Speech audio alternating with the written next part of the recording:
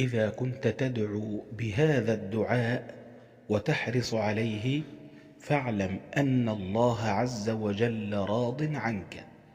وقبل أن نتعرف على هذا الدعاء رجاء زينوا التعليقات بكثرة الصلاة والسلام على الحبيب صلى الله عليه وسلم الذي أرشدنا إلى كل خير. واعلموا أن من صلى عليه صلاة صلى الله عليه بها 10.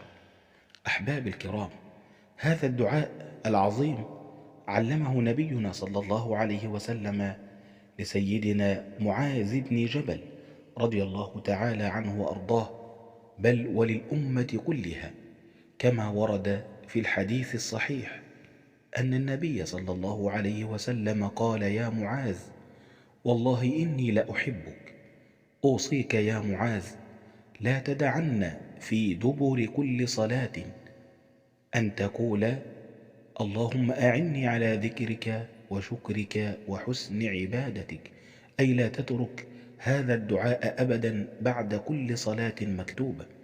وكان نبينا صلى الله عليه وسلم يحرص على أن يقول هذا الدعاء بعد كل صلاة مكتوبة.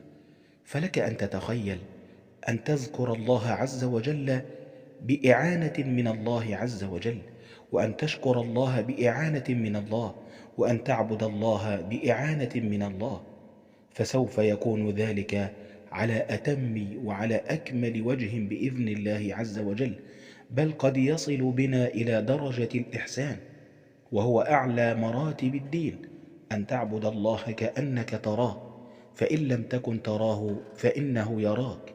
فإذا كنت تقول هذا الدعاء فهذا بتوفيق من الله عز وجل، ويجعلك تتيقن أن الله عز وجل راض عنك.